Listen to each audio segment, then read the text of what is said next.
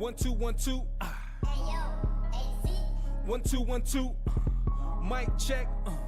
Hey, can y'all hear me out there? Hey. Against all odds. Against all odds. Against all odds. Against all odds. Against all odds. Against all odds.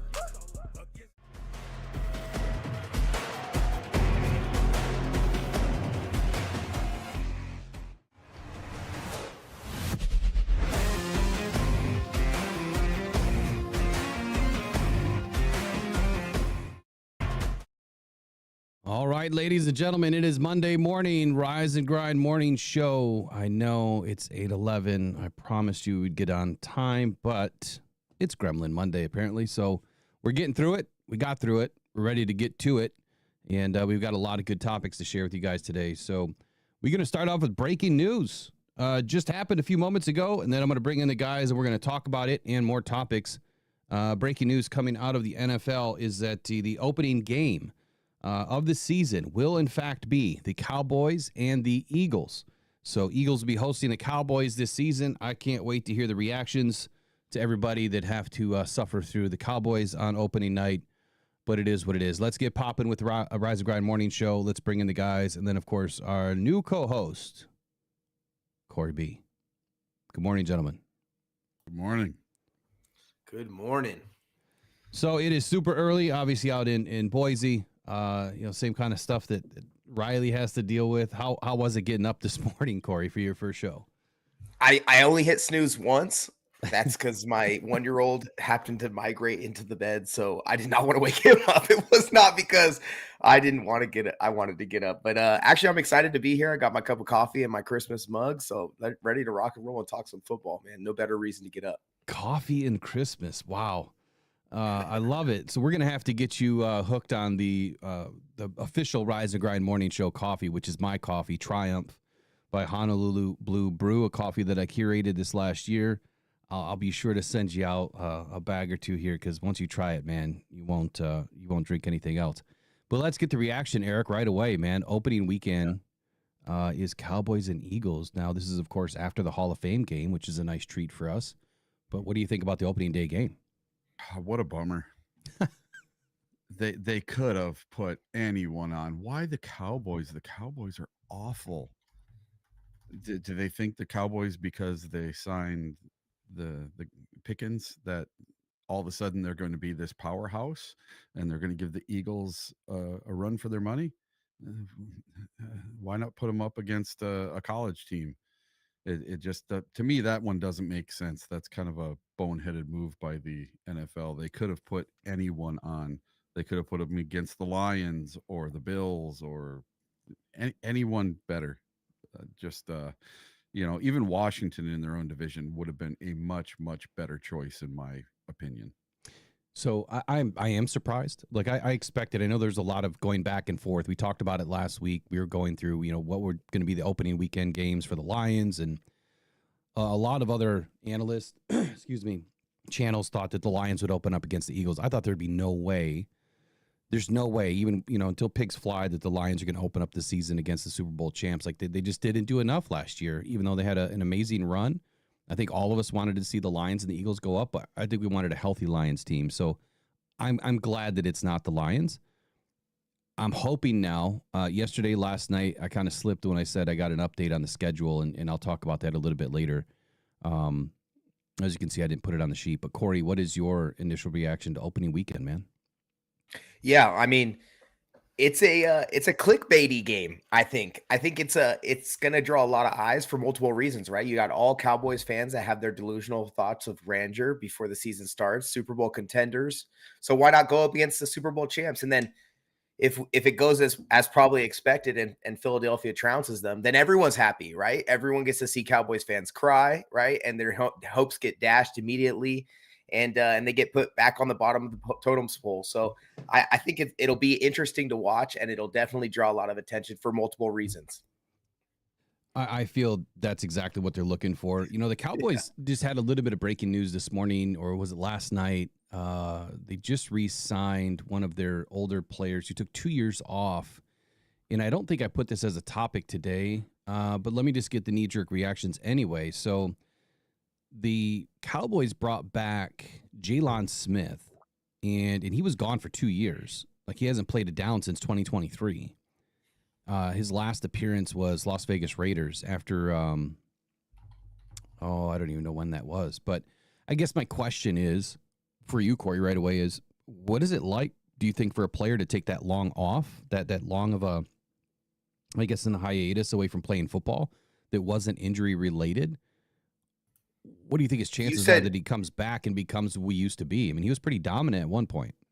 He's coming back to play for the Raiders, you said, correct? No, the Cowboys.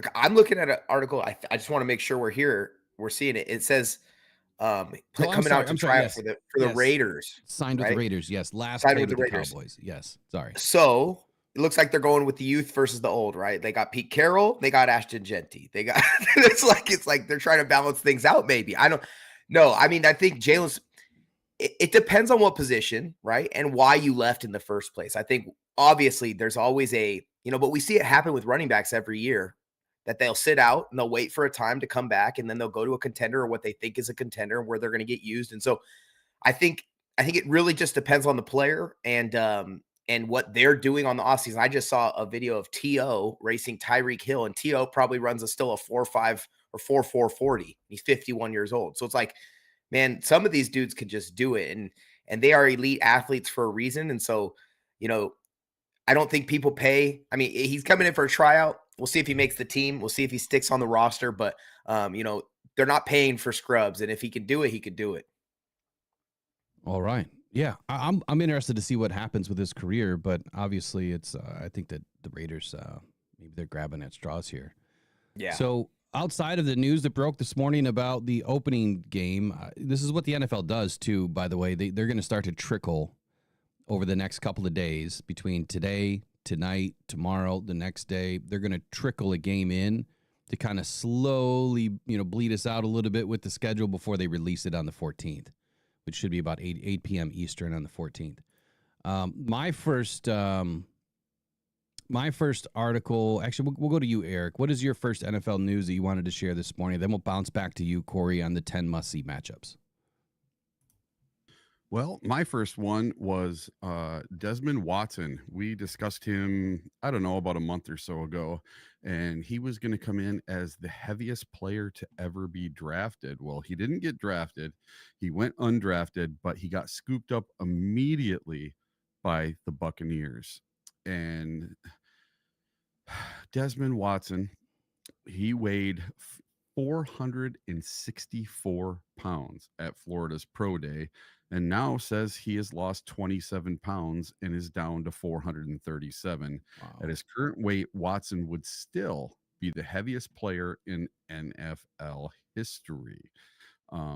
But, he doesn't want to be known as the heaviest player in NFL history. That's not what he wants to be known for.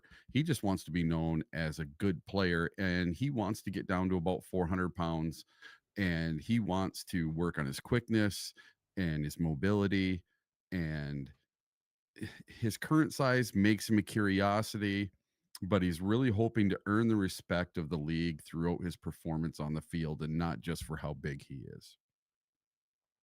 I mean, I when we highlighted this guy, I was enamored by how agile he was at that weight, 446 pounds. When he went through his pro days, he was able to move, and every guy on the team and anyone you talked to or took a statement from, it seemed like in the articles that we read anyway, they were all praising the fact that he moved abnormally for a guy of that size. The fact that he's already dropped 20 pounds means he's going to move a lot better, a lot quicker. This was, in my opinion, a probably high risk, high reward type of a pick if you were to draft him. I get it now, why he went undrafted. I think it was a mistake for some teams to pass on him. I'm going to watch his career because I think that he's going to do something. If at anything, he's going to be a rotational player, maybe a low rotational player that is just going to stuff the middle. I mean, 442 pounds or 24 pounds, whatever it is, long wingspan. Good luck trying to move this guy. Good luck trying to run, through him. It's just not going to happen. Corey, what's your thoughts on, somebody of this size we've never seen before in the NFL? Yeah, I mean, it's really remarkable. What I appreciate about it is that he wants to be known for his play, right? I mean, I think that's something that every rookie wants to come in and do is set their mark on the league, and for the reasons that fans should appreciate. It's awesome that he's a gigantic dude, but if he couldn't play, he couldn't play. And I think, yeah, like you said, there's going to be a role for him in the NFL. When I think of a run stuff and D tackle, I think of Vince Wilfork, right?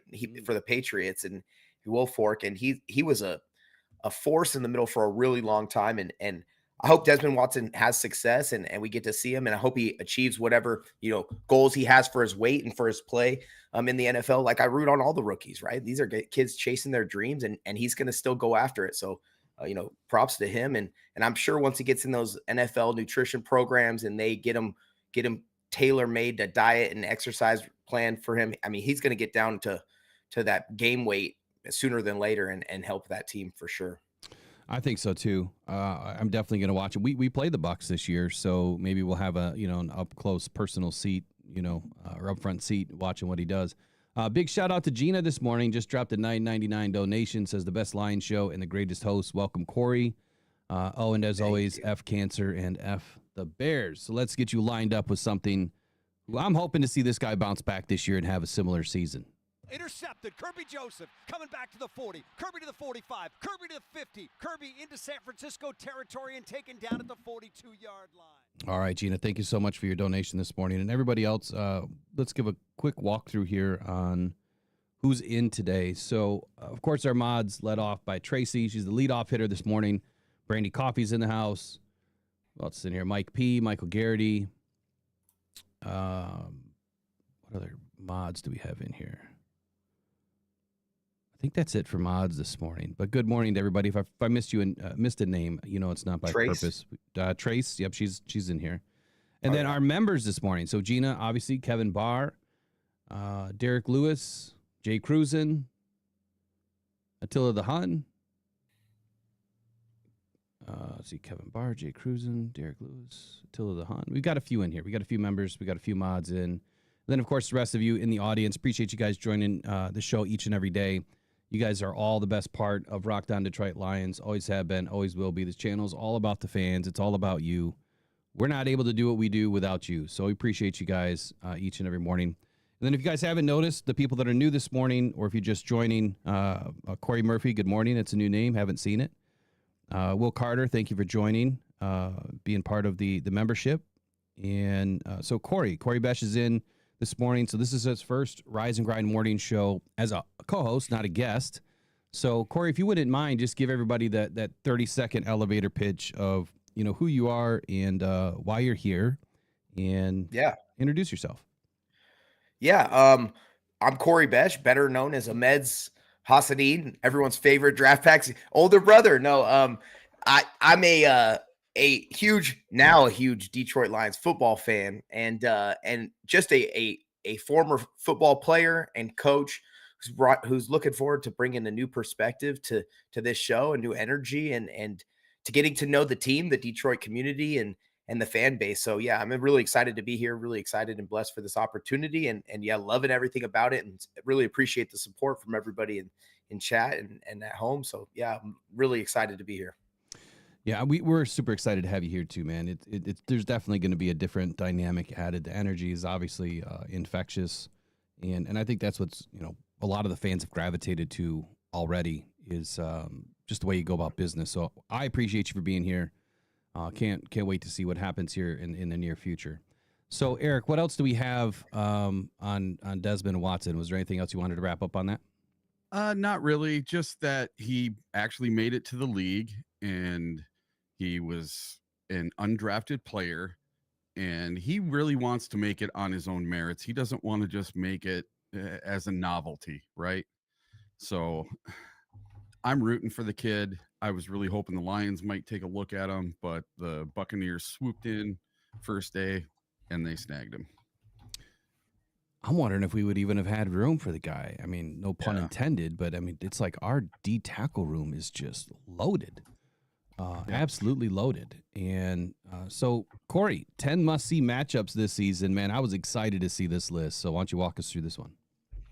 Yeah, so CBS Sports, Jeff Kerr wrote an article 10. We don't know the actual dates of the schedule yet, but we do know who's going to be playing who. And so he gave his breakdown of the top 10 must-see matchups of the season. And it's got, it's a great way to gauge how someone perceives some of the best teams in the NFL. So looking down this list, it goes from 10 to 1. And what I think is really cool as a fan of the Detroit Lions and part of One Pride now is that our team shows up 3 times in this list, right? So we are talking about, almost the majority of these games are consisting of our Lions. So he starts out with number 10.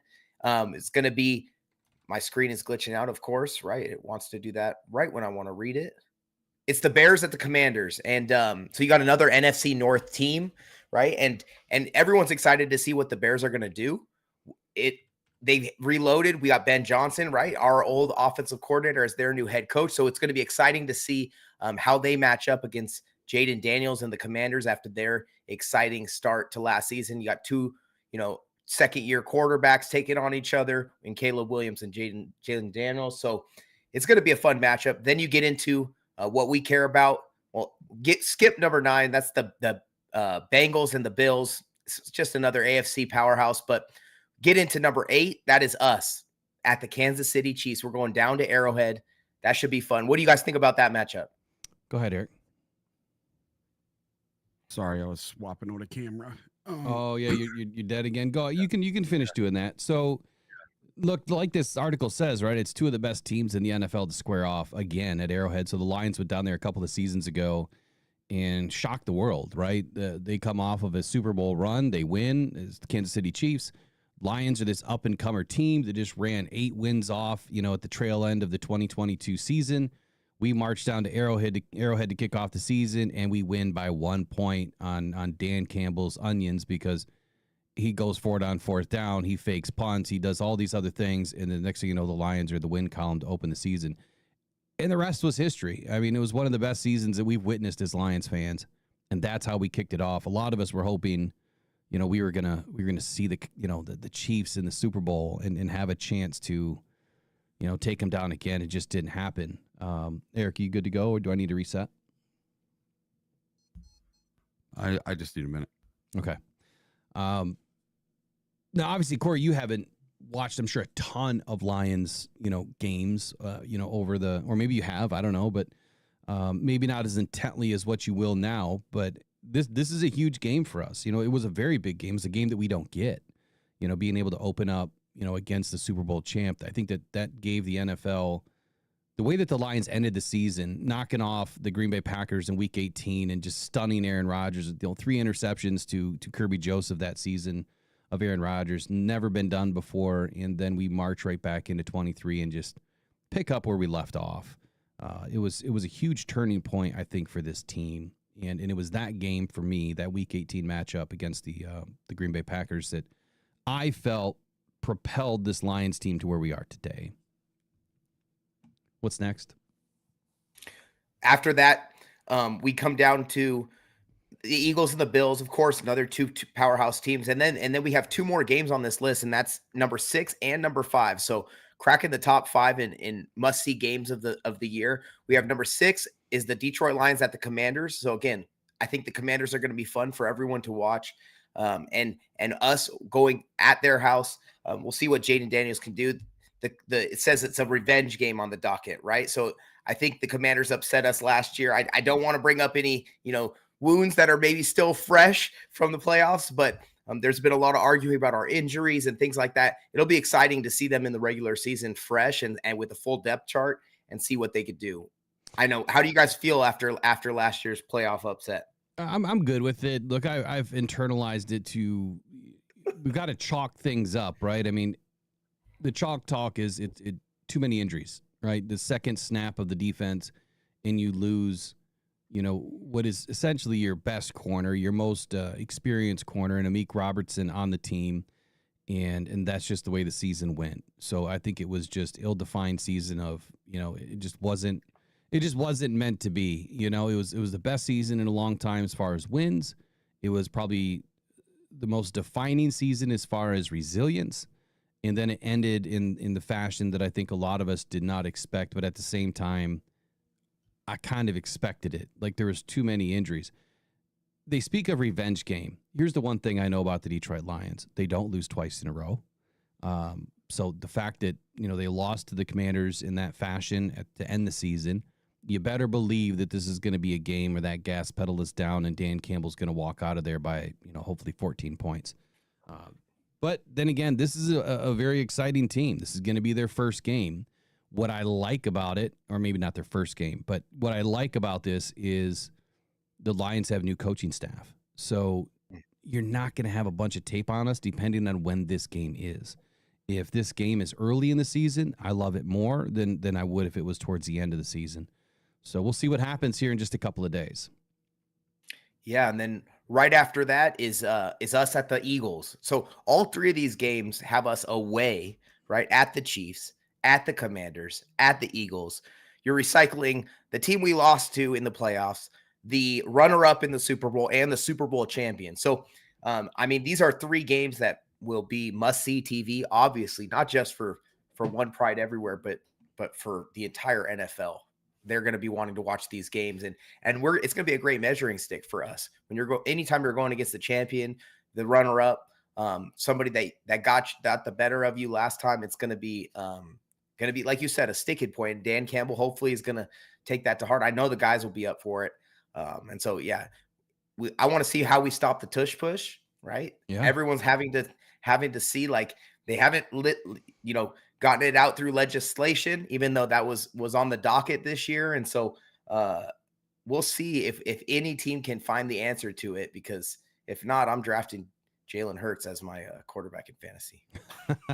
So like this is the one that I'm glad we didn't see last year. And here's the reason why. If we are healthy, different story.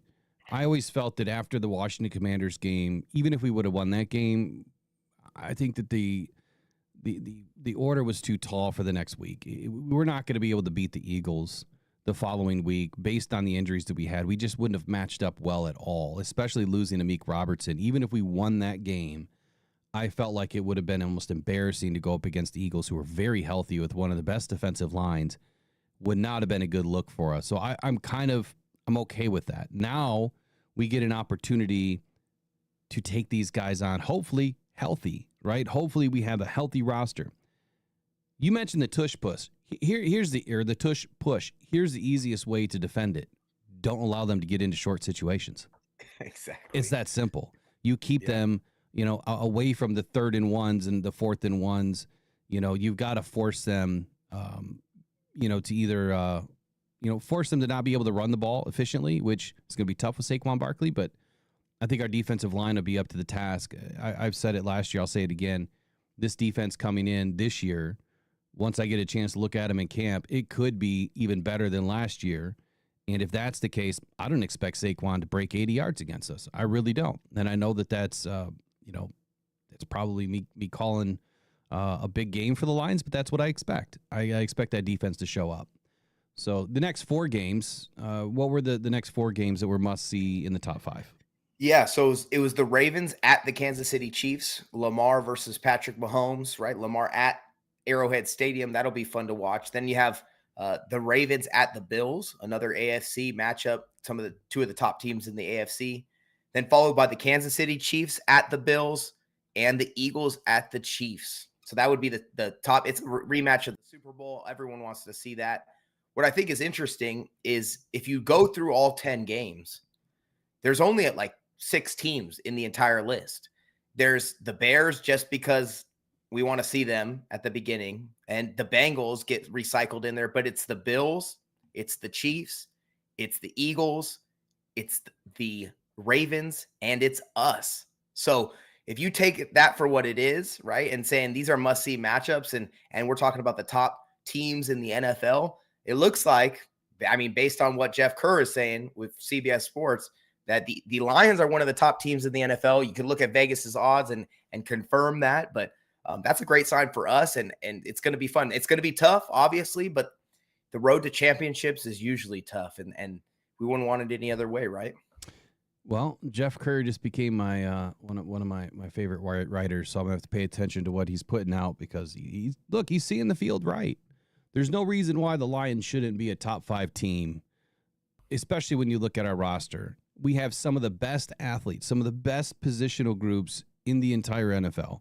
And this happened, I mean, overnight, Corey. It's happened. It's, I never got your take on this because we just haven't talked enough, but let's talk about this roster for a moment and what this Lions team has done. So I'm sure you've recognized and watched from afar.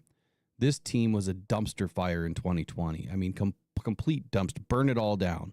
And that's what Dan and Brand did in 2021. I mean, they got rid of about 85% of the roster that was on the roster in 2020. And they started out with a bunch of UDFAs, 5th, 6th, 7th round picks were starting, in the week 1 matchup in 2021. That doesn't happen very often. And here we are, fast forward just 4 short seasons. And we've been one of the top teams in the league now for 2.5 years, 2.5 seasons.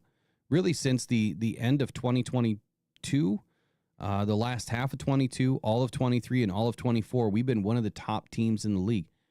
Have you ever seen such a quick turnaround in the NFL of all your times watching football? Yeah, I mean, no, not in the NFL. And I think it's a testament to culture when you're dealing with professionals, right? I've seen it in college, and I actually got to see it up close and personal with Ahmed at Boise State. They let a coach go in the middle of the season, his junior year, and things were not looking bright. I think they had a less than 1% chance to make it to the championship game, and they ended up winning the Mountain West Championship. And the shift in dynamic of the locker room, of the overall team atmosphere, and the energy of the players was instantaneous. And so, I mean, it's more challenging at the NFL level, no doubt, right? You have guys with different motivations. These are dudes with families, right, who have been in the league for years, and sometimes they're the same, pushing the same age as their coaches. And so it's like, to get that culture established, to get that that mentality and everyone going the same direction, it can be a challenge. But I think it's really a testament to how Dan and Brad are on the same page with their vision for the team. And when all people are rowing at the same time, right, and going in the same direction, and all that energy is being put in the right way, I mean, yeah, it's amazing what can be done. 2.5 years, a whole different roster, basically getting your types of guys. And it's not just, right, the types of players, but it's the types of people that you need in the building. And I think that probably goes not just for the dudes that we see on the field, but everyone that gets hired by the Detroit Lions, off the field, in the building, in the facility, and every bit of personnel around the team. So I think it's a testament to the culture for sure, and the leadership. I think you're exactly right. I mean, that's just what we've witnessed. Quick update on Eric. He's having some struggles with his camera. I'll see if he is able to rejoin. He's started having camera problems last week, so hopefully he gets it figured out. If not, maybe he'll be back by, I think, Wednesday. I think he's back on Wednesday. No, it'd be Thursday. I know he's got a couple of days. He's got business stuff he's got to take care of during the week now. So, couple of things from the chat here. So Brent said that he told everyone that in 21 we would have big names in a few years, but I had no idea that we would be where we are now. And I think it's a great statement, man. I don't think a lot of people expected us to be where we are. And matter of fact, there's still how I like to use the word faction. There's a faction of this fan base. We'll just call it the SOLF, the same old Lions fans, that they can believe that we're here, but they don't want to accept that we're here. And they continue to think that we're not the team that we are. And that's why we're just got to continue to win, right? I mean, and that faction of the fan base will eventually jump back on the bandwagon, because right now I think that faction has fallen off, or they can find another team at some point. I don't know, but it sounds like they have PTSD is what it sounds like, exactly. Right? They're just it's too soon, right? They're just, they don't trust what they see. It might just be a hallucination, but I think you could trust it, man. I mean, haven't been a Lions fan for long, but when you watch the way the ebbs and flows of the NFL goes, there's reasons why some teams are successful and other teams are consistently not. And when you could turn, like we just said, when you could turn around a team and a culture and a belief around a team, maybe those same old Lions fans aren't going to jump on them because they're traumatized. And I saw someone in the chat talked about in 2008, I forgot that this happened, 0-16. Yeah. That'll do it. That will do it. That'll make the scars last for a long time. And so, yeah, I mean, that happened once to me in high school when I'm not playing, but when I was coaching. And man, it's like, it's tough to teach life lessons to kids through a losing season, but I can't imagine adults paying to watch a team go 0-16. Ugh. Yeah, that would hurt. That would definitely hurt. I went to every game, every home game. Look, and you know what? I still would. You know, I didn't stop going the next year. Matter of fact, I drank the Kool-Aid in the off season, a lot of it, big sugar overdose. And I'm like, you know what? We're going to be right back in 2009. And, you know, we kind of limped back in, I would say, I think it was 2011 is when we went to the playoffs or we had a shot. My memories for crap this morning, but I think that's when we bounced back. But it just never reached the heights that we are today. We had some amazing players, but we just couldn't. It's like we just couldn't get over that hump. You know, we and Jim Caldwell, for whatever reason, you know, when he was our coach, I feel like he had the best pulse on the team. He was a player's coach. I think he was here about 4.5, 5 seasons. And then he was just fired out of the blue, you know, by Quinn to bring in his buddy, you know, Patricia. That just never worked out, man. It was terrible. It was the worst thing that ever happened to this team. And that's what I hope that the Soul fans finally understand. At some point, you have to look at what Quinn did to this team. We had no cap in 21. We had very little cap in 2022. So when you're dealing with an upside down checkbook and you don't have a roster, and then it just magically turns around in 2023, but really the last half of 21, call it a year and a half of rebuild, and all of a sudden you're back in it. Like, that just doesn't happen overnight for many teams at all. Like, it doesn't happen ever. It happened because of Brad Holmes, the way he drafts, what he does, Dan Campbell, how he coaches, and the coaches that he brings in, former players that can resonate with these players, I think, at a much deeper level. And I, you know, like I said, you know, yesterday when I asked you, you know, what was your brother's first take, you know, at practice this weekend, and, you know, the energy and, you know, I think you said that he enjoyed it. Like, the fact that he just wants to get better. Like, he doesn't mind if he's getting yelled at. That's okay. He wants to know that he did something wrong so he doesn't do it again. But not many players think like that, right? Not many players accept that. But to have the coaching staff like Calvin Shepard, who was a former player, Dan Campbell, that was a former player, and a lot of other coaches on this team that were former players, there's not a lot of that in the NFL either. I mean, there's some teams that have more than others, but not like we do, not to the degree that we've had. We started out that way, and Dan's continuing it every single season. And I think that's the other reason why this team is able to jump that hump a little bit quicker. Yeah, I mean, as a coach, I would probably value that as important, if not more important than physical attributes, because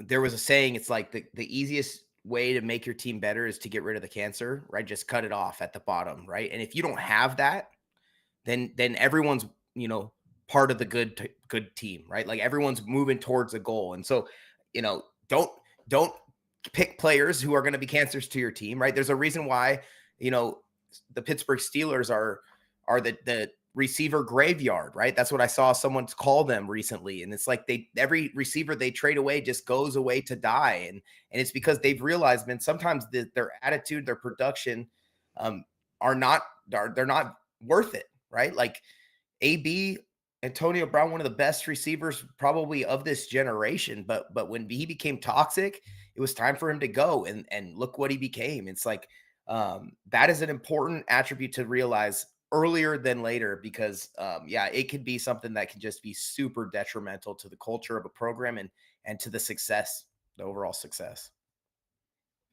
100% agree. Eric, I don't know how long you've been back. I apologize, buddy, that if I missed you there for a moment. No problem. But welcome back. Glad you got it figured out. Yeah, well, for now. We'll see. All right. So a couple of things. Mods always do a great job. It reminded me the Kirby Joseph signed autograph football that was donated by Pro Sports Zone. Do me a favor and support John Yu over at Pro Sports Zone in Livonia. He's been a great sponsor of the channel. Wonderful guy to work with. They have the most, I'm telling you, the most stuff that you could ever find for the Detroit Lions and many other teams, your college teams, Michigan State, Michigan, the hockey, Red Wings hockey, Tigers baseball, which Tigers is on fire right now.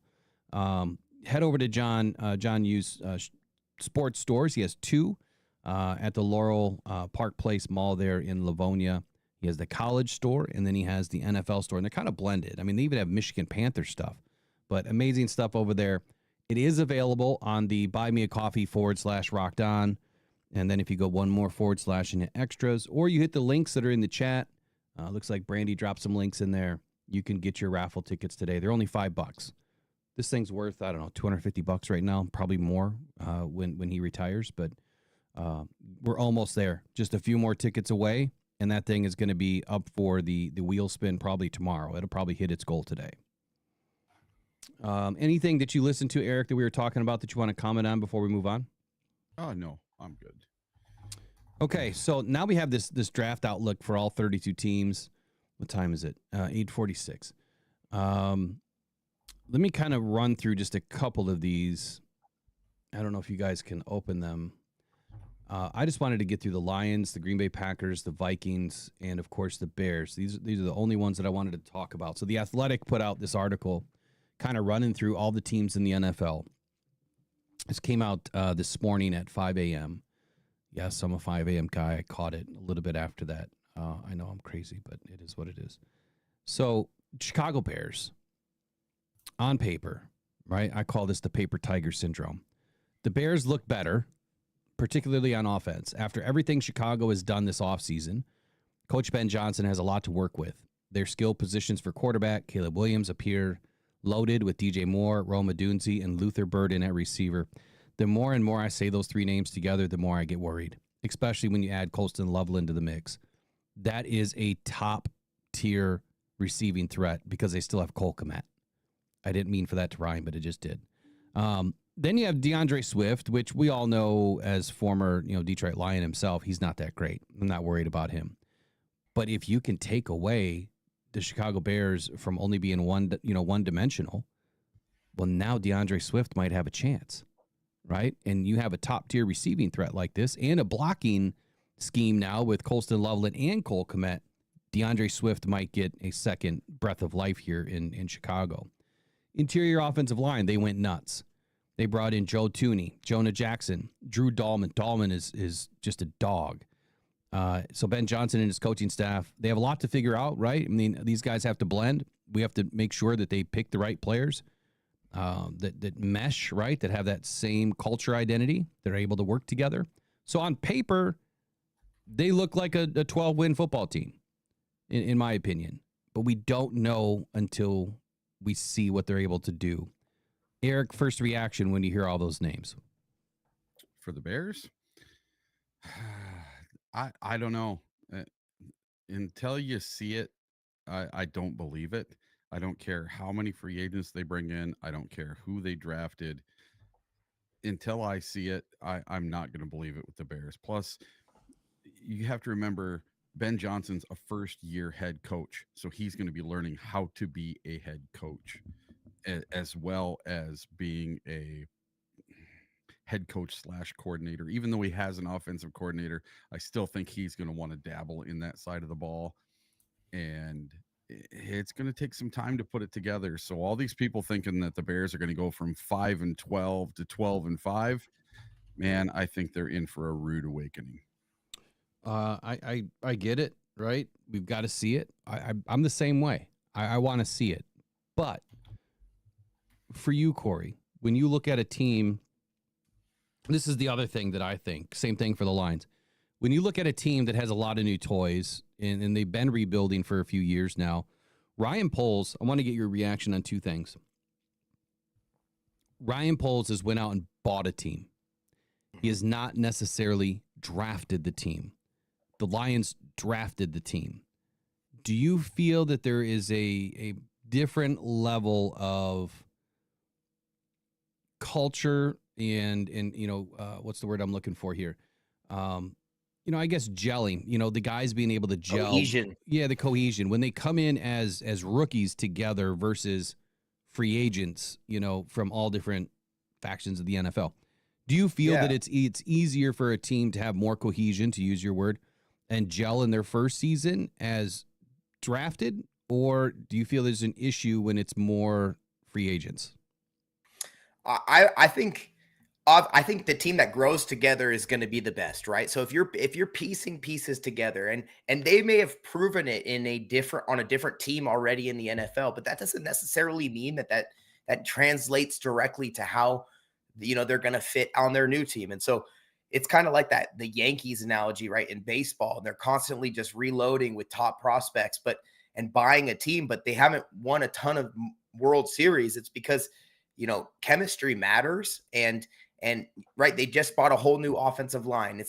But Caleb Williams is still behind center, so if he can't lead that group of men, then maybe they're not going to perform at the same standard that they were performing at before. You said a name in there, and I'm interested to know kind of how Detroit Lions fans feel about DeAndre Swift, having had him on the team for a few years, and then he got a huge contract last year with the Bears, and didn't have a ton of success. I know in fantasy football, I play a lot like fantasy football, and I had him and I traded him away, and it was a great trade for me because he didn't have a great season. How do Detroit Lions fans feel about him as a player? Do they think he's got potential? I know that he was on that season of Hard Knocks, and kind of I had my own perspective of what that looked like from afar, but I want to know how do Detroit Lions fans feel?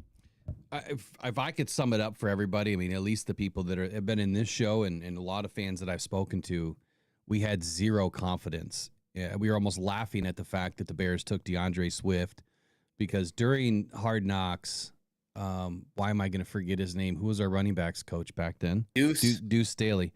He was calling him out, right? He was saying that DeAndre was weak, that he would shy away from hits, that he would run out of bounds. He wouldn't push forward for a couple of extra yards. And that's everything that we saw, right? And he was constantly hurt. And then magically, he goes to the Eagles, right? Has a pretty good season, stays relatively injury-free. Then he goes to the Bears, same thing, stays injury-free, but just not a ton of success.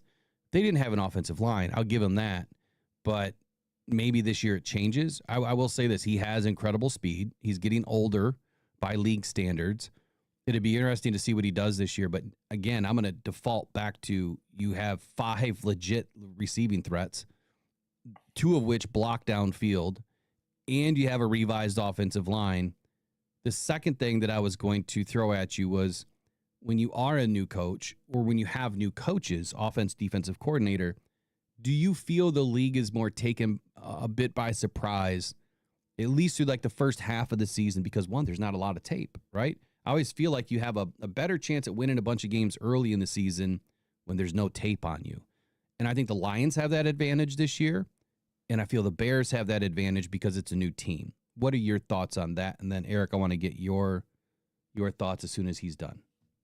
Yeah, I would just say I think it could be an advantage and a disadvantage, right? Like no tape, but also maybe less time building that chemistry together, right? Putting in a new system, perhaps finding out where you fit and how the scheme is. I mean, 5 receiving threats for Caleb Williams plus a running back. I mean, they just brought in Burden and Loveland. They have Odunze and DJ Moore. So these are, how do you spread the ball around? What does Ben Johnson want to do with all those weapons, right? It's going to be interesting. And yeah, he'll probably scheme up some stuff for Swift and get guys open in space. But once we learn those keys, and it's going to be interesting to see how those NFL DCs react, especially with Caleb Williams being, didn't have the best rookie season. So we'll see how he kind of, transitions into year 2. It's supposed to be the year where everything starts slowing down. But if you got a bunch of new moving pieces, that might not be the case for them. I agree. Eric, what do you think? Yeah. And so going back to DeAndre Swift, I will sum up DeAndre Swift as a Lions fan. Disappointment. Yeah. Yep. That's my word for DeAndre Swift. He was disappointing. So when he was with the Lions, you saw spurts of him being fantastic, but then he'd get hurt. He'd pull a hamstring. And then he'd have a good game, and then he'd disappear. And we finally get going, and we draft Jahmyr Gibbs, and we're thinking it's going to be the Gibbs and the Swift show, and Swift demands a trade. and wants to go away. And That was the biggest mistake of his career, by the way. It was. He didn't want to. He didn't want to share the backfield, but you know what? Gibbs would have given him more opportunity. Exactly. And, to me, it was disappointing that he didn't want to stick around and try to be the guy and try to prove that he's the guy. Instead, he wanted to just be handed, the keys to the castle and go play for the Philadelphia Eagles. And then the Eagles saw, this guy really only puts out half the effort. Let's ship him off to the Bears, and then the Bears get him, and he never did anything real special with the Bears in 2 years. So it's been, he stays healthy now, but is he really putting forth 100% effort on every play? Yeah, that's a kid that I don't see putting forth the effort on every single play like he should be. It almost looks like he tries to avoid injury as opposed to just running the football, and whatever happens, happens. It's almost like he's scared of injury. And you can't play scared because that's when injuries happen, even more so. I got a quick pivot here. I didn't forget about Chris MVP Harris in the super chat, $1.99 donation. Really appreciate you, buddy. You're always dropping in, always supporting the channel. And I just want to make sure I didn't forget about you. I just had a few things going on there. So let me get you, this is my favorite hit of last year. We'll get you set up with a Meek, and then we're going to have all new sounds and stuff coming soon. And obviously new draft jingles and that for this year. But here you go, Chris. Appreciate you, buddy. On 3rd and 14, Jones has got it, setting up a screen, and it's blown up. Oh, my goodness. Amik Robertson just sent ETN back to Jacksonville. What a hit. Favorite call by Dan Miller last year. What a call. Yeah. Dude, I don't know how much you've listened to Dan Miller, but it is going to be a treat, Corey. I can't wait. It is going to be a treat. You were talking about, go ahead. Sorry, just real quick. You're talking about Swift being a compliment to Gibbs. I just don't think he had it. I don't think he's that type of runner. Monty is so much better. Oh, so much better. Oh, yeah. No, my goodness. That was a blessing in disguise for us. Yes. Yes, 100%. Sonic and Knuckles will take it. Yeah. See, and there's another thing with the Bears. The Bears didn't know what they had in Monty. Yeah, give him an offensive line. Look what happens. They let him go for peanuts to the Lions. Yep. All right. So this, Corey, as you noticed, you've seen all the topics that we put out today, and we've gotten through 3 of them. And normally we try to get through about 9 in the first hour, so then we can transition to the second hour to Lions news. Cool. Just some days it doesn't happen. We're not able to get through everything. So I'm going to get through a few more of these matchups real quick, or not matchups, the outlook, if you will. So the Green Bay Packers, despite GM Brian Gutekunst feeling really good about his roster entering the draft and the Packers taking a couple of players who could make immediate impact as role players, it's hard to see how they've closed the gap on the Eagles and the Lions. I would agree. Who both went 0-4 against last season. The Vikings are a question because of their quarterback change from Sam Martin to J.J. McCarthy, which I don't have as much. I don't feel as good about that for the Vikings. Let's just put it that way. The Packers, they're going to stick to their guns and rely on internal improvements. The players such as defensive end Lucas Van Ness, tight end Luke Musgrave, and wide receiver Dontavian Wicks. Unless, of course, they do something out of the blue like trade for the Bengals all-pro pass rusher Trey Hendrickson, which has been slowly but surely simmering to the top of Rumorville lately. Just hasn't been written about. And then they have Jordan Love, full health. This is a helpful first step for him to play better in 2025.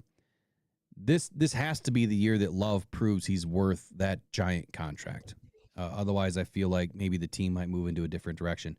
But given these few moves, quick thoughts, Eric, on the Packers. I know you dislike the Packers, but a lot of Lions fans dislike the Packers, but it's a certain level of hatred because you live up north and you're surrounded by them. But give us your quick take. Did the Packers do anything to gain any ground this year, especially through the draft? What are your quick thoughts on them? Well, yeah, they did. This Golden kid, I think he's going to be really good.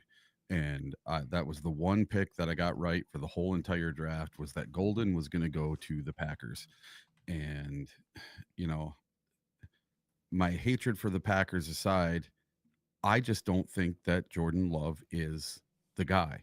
So they went from Brett Favre to Rodgers, and then they thought they were going to go from Rodgers to Love, and it was going to be a seamless transition, and they were just going to win Super Bowl after Super Bowl, right? Well, they've made a few playoffs, but they've only beat the Cowboys once. They've won one playoff game with Love, and he just is a turnover machine, and he seems to get flustered pretty easy, in my opinion. You get the pressure on him, and he makes stupid throws like the one he made to Kirby Joseph.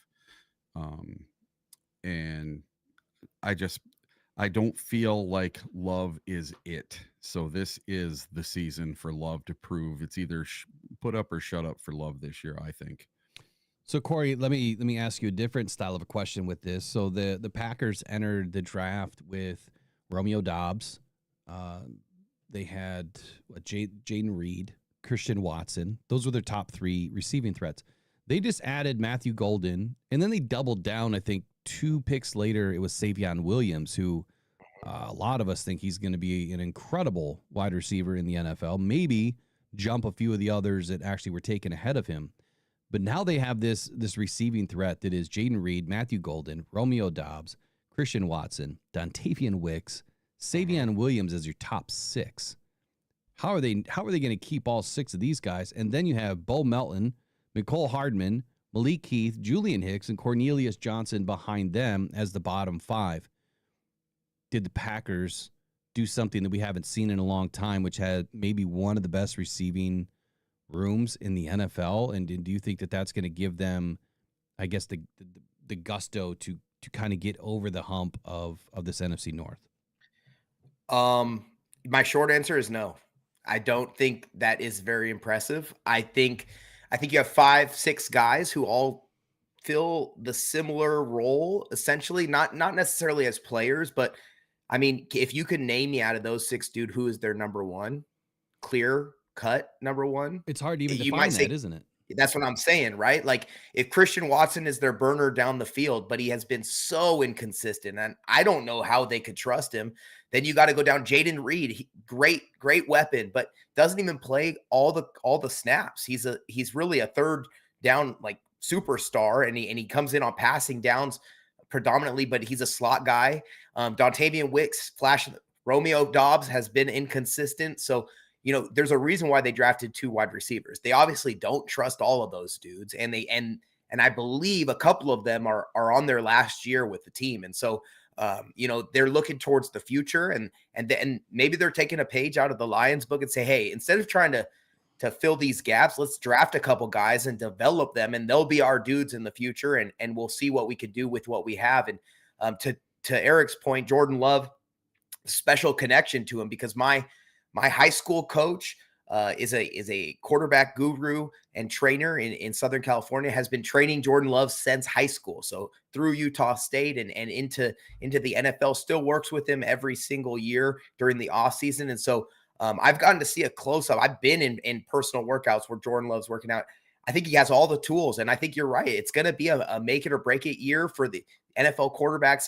Not even Jordan Love, Caleb Williams, all these guys, right? They have to perform to the standard of the NFL because that's one of those positions where it's like, there's only one of the dudes that gets the shot. And it's so easy to say, like, what is the next guy going to do? The Vikings just had to make that decision. They watched Sam Darnold take their team to a relatively successful season and then decided, well, we drafted a rookie. We got to see what he has, right? And so JJ McCarthy's going to take over that team and we'll see what they do. But you don't get to play 2 quarterbacks all the time. And so you can't really have that ongoing competition during the season. So it'll be interesting to see, what Jordan Love does with all those receiving weapons, how that team looks in the tough NFC North and what Aiden Hutchinson and Ahmed and all the pass rushers with the Lions are going to do with Jordan Love when they get their hands on him. Oh, they're going to get after him. I have no doubt about that. They're going to get after him. I'm super excited to see where this defense goes. Okay, let's get into, let's move into the Vikings. The one thing I will say about the Packers, what they did right, at least in this draft, is by taking Anthony Belton, I believe a second round, maybe third round. No, second round. And they needed to protect Jordan Love. He did not have a good time behind that line of scrimmage last year, and it showed more often than not. Belton, I think, is going to be that first step in trying to secure that offensive line. I think he's going to be a really good football player, at least from all the tape that I've watched on him. He was the second, I think, overall graded guy in my analytics, right? The analytics that I created that's kind of like a RAS score and a PFF grade combined. That was simply by his physicality and his agility and everything else, his measurements. But I had him probably down around, the fifth or sixth guy off the board or sixth guy off the board. So really good football player. I think that he's gonna mesh nicely. Vikings. It's fun to talk about J.J. McCarthy and his opportunity finally in the NFL, right? It's going to be great to see what he can finally do. There's a lot of talk that J.J. is going to turn this franchise around. And I have to say, for a guy that entered the league, then gets injured, or he was already kind of injured before entering the league, took the season off. I don't think he really had a surgery. I think that there was a lot of misconceptions about him having surgery. I think there were some cleanup things that they did. I don't think he had full-on knee surgery. But for JJ to come back after sitting down and watching the first season, I think that helps every rookie to kind of take a seat and watch. And what Sam Darnold did last year with that offense was a masterclass. Is he perfect? No. Jordan Love should have been able to pick apart what Sam Darnold did and didn't do correctly and say, okay, I'm learning from this. I'm sorry, not Jordan Love. JJ should, Jordan should too, by the way. But JJ should have been able to pick apart these things and identify how did he make my offense work and what were the things that he didn't do that maybe he could have done better. Eric, obviously you had a upfront seat to last season and the Lions, versus the Vikings, but watching the Vikings, rip off 14 wins last year, hotly contested week 18 game. The Lions did what they did, to wrap up the North, but Sam Darnold was cooking. Do you think that J.J. McCarthy is the answer to the Vikings' problems this year, or are we seeing regression?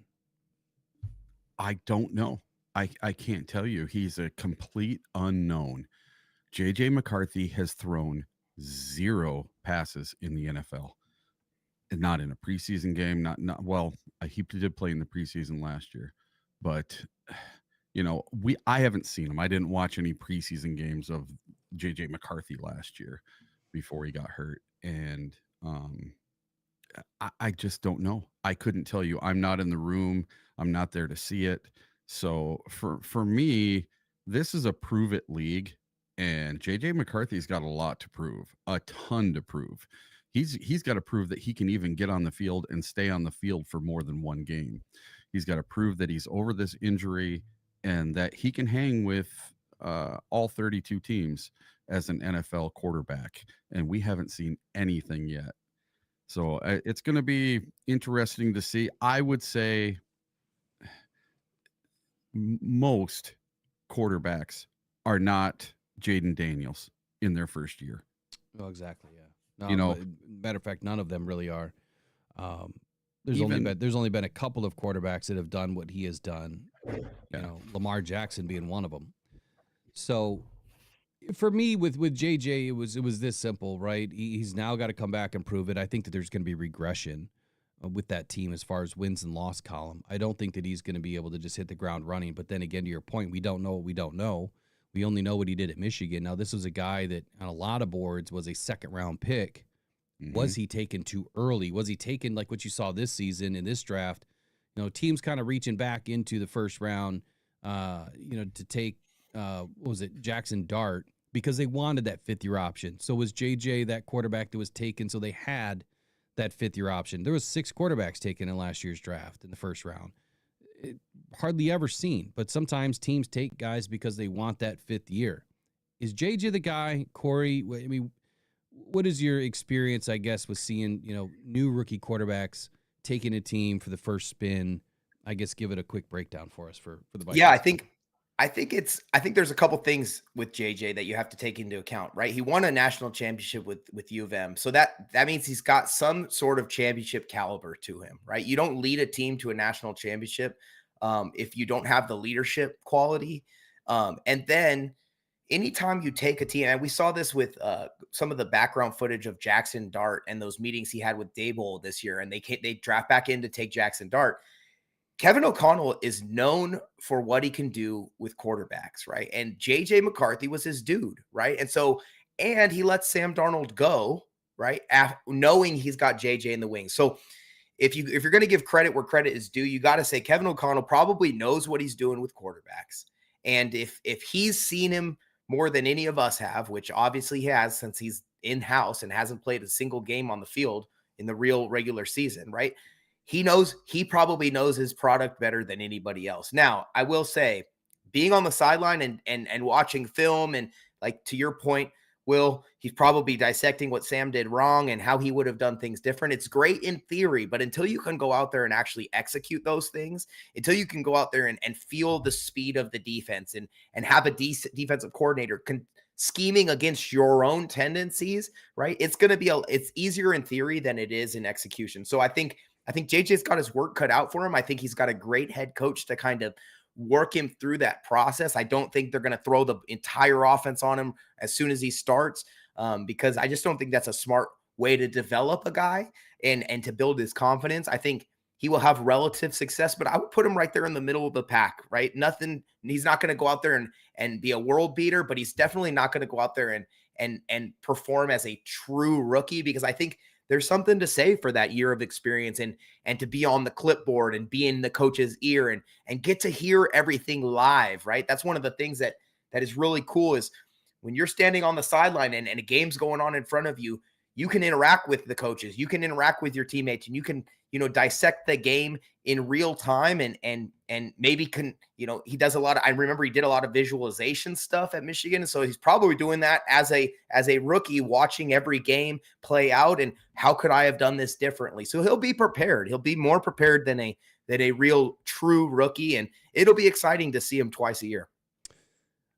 I'm hoping it's not exciting that he's going to have, any opportunity of winning against the Lions, but I think you're spot on. I mean, he has the pedigree, and I think that's where it starts, right? You have to have the pedigree. Without the pedigree, you don't have a shot in this league. You really don't. You can have all the tools in the world in your tool belt, but if you don't have any sort of a pedigree to you, it usually just doesn't pan out. I mean, some guys can win with all of their, physicality and agility, and I think that's position specific, but at the quarterback level, man, you got to have it all. You really do. You have. That's why you're the leader of the team. You're calling the plays, and it'd be interesting to see. I think he has the pedigree. I think he's a sharp dude. I think he's got a good arm. My problem when I've watched JJ is I don't know if he had enough, third and fourth quarter situations where he's putting the ball in the air enough, and he's dependent upon his arm to make a play.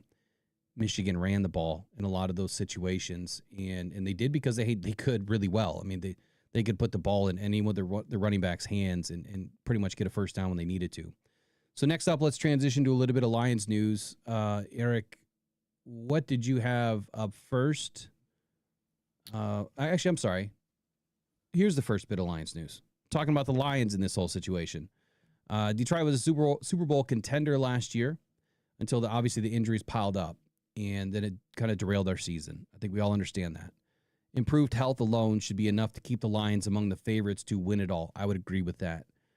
But they made sure to address depth with these selections while building for the future. Defensive tackle Tyleik Williams can help now and in the future. I think that was a huge statement grab by Brad Holmes. Tate Ratledge can be a day one starting guard. I think it was another statement grab by Brad Holmes, or selection.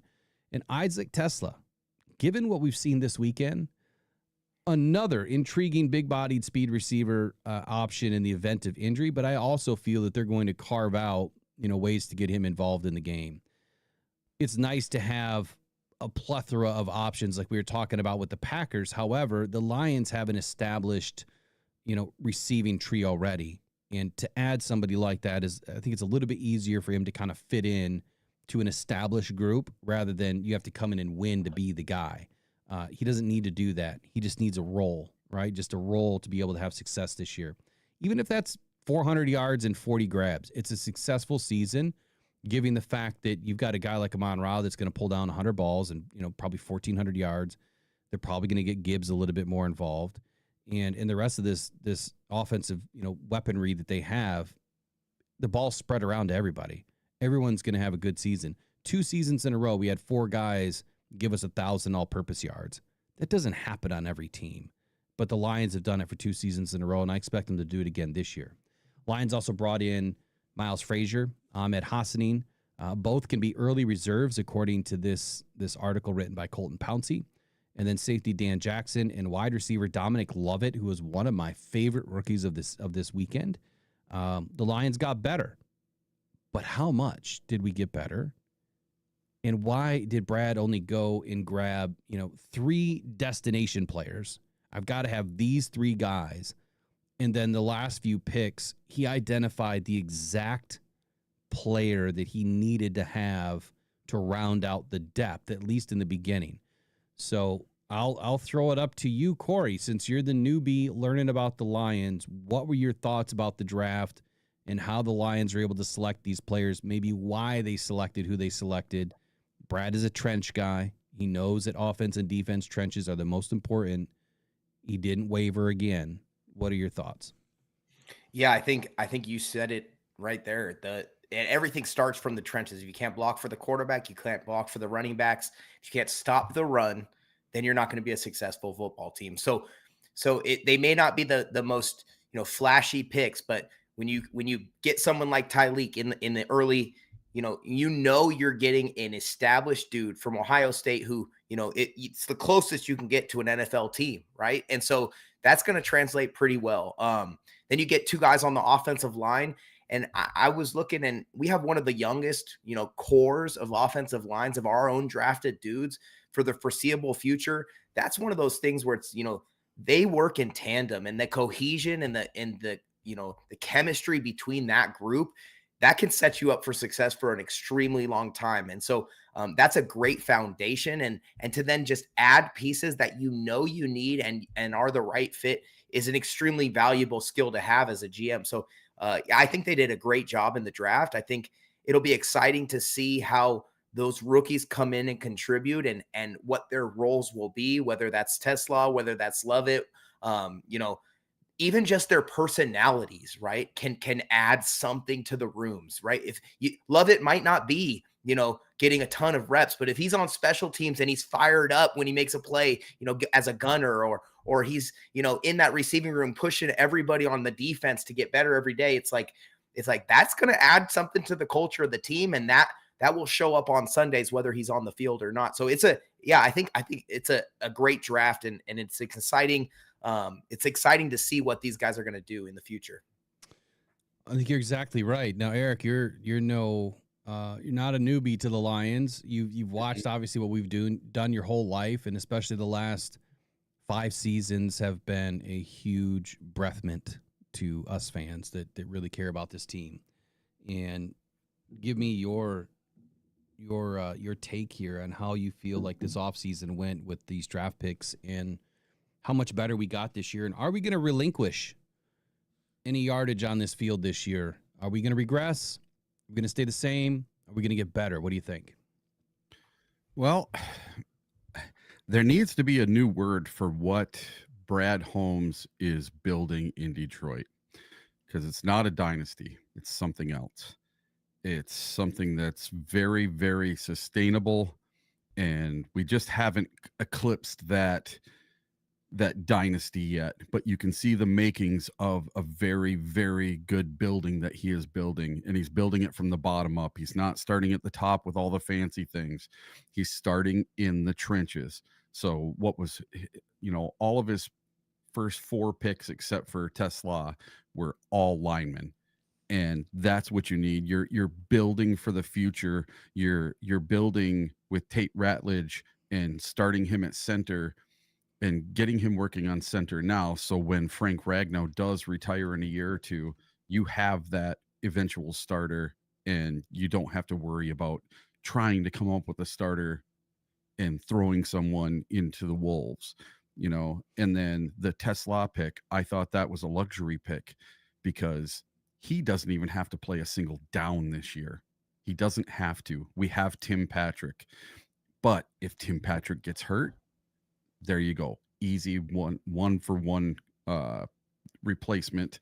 And then next year, when Tim Patrick is no longer on the team, you have a cheap, younger, better option in the ready with 1 year of experience. So for what Brad is building, listen, this is such a breath of fresh air, because for 32 years we had nothing. We had 0-16. We had, a handful of playoff games and lost all of them. We never won one. So literally, when we won that first playoff game 2 years ago, I'm sitting in the stands with tears running down my face. That's how bad I just wanted to win a playoff game. Well, now we got our eyes set on something much bigger. We want more than just a playoff game. We want more than just 2 playoff games. We want to win it all. So are we getting better? Are we regressing? Or are we staying the same this year? I think we're getting better, and Okay. we're getting better by building through the trenches. We're getting better by building for sustained success instead of just instant success. I don't want to be good for one season. I want to be good, not necessarily like the Steelers where they're just making, the playoffs or just being over 500 every year. I do want to win that Super Bowl, but I think the way they're building it, they could win multiple Super Bowls. I think that's exactly right. And a lot of, again, these Sulf fans don't understand, we've been in the dumpster for so long that it's kind of hard to climb out and just dust yourself off, wipe the slime off and say, I'm okay with just building right now. Instead of, nope, I want a Super Bowl right now. I want to win right now. It just doesn't happen. It's very rare for something like that to happen. Yep, you have first to worst teams, or worst to first teams, every year. Someone makes the playoffs that was in the dumps last year. It typically happens. The Commanders were that team last year. It doesn't happen very often that team goes the full distance and wins the Super Bowl. What the Lions have done the last few seasons, we're exactly on track where we should be. Now, did a lot of us, including myself, feel at one point in 2023 we could go the distance? You're darn sure, man. I'm sitting at the NFC Championship game on my phone at halftime, ready to buy tickets to Vegas, and it's like, oh, then the third quarter happens, and you could just feel it. The same thing last year. I knew going into the tail end of the season, we just didn't have enough. We didn't have enough on the roster. We didn't have enough depth. Now, the team didn't feel that way. They weren't going to go out and play that way, but it was just too little, too much, so to speak, at the end of the season. But that doesn't mean that we're not building. And sustained success is the word that Brad Holmes is building for. I'll give you 30 seconds there, Corey. What do you think about those two comments? And then we're going to move on to more Lions news here. Well, I had a question for you guys, and I think it's tying into that, maybe not answering those comments or directly related, but I think maybe the biggest change from last season is the fact that we lost both of our coordinators, right? And I just want to ask you, what do you think changes relative to the team without those two coordinators, filling those roles, the guys stepping up? Are you expecting changes in how the offense is executed, the defense is executed? I think, you were talking about, are we going to regress? Are we going to get better? I think we're getting better, but our schedule has some tough. So we might not be 15-2, and we might still be a better team than last year. How do you guys see the offense and defense changing with new coordinators at both of those key positions? Well, for me, I look at it this way. I do expect change. I do think that things are going to be a little bit different, especially with the offense. And I think, Eric and I have talked about this a few times, that I'm hoping that we are going to focus on running the football, more of a balanced attack, not doing all these crazy, fun plays, and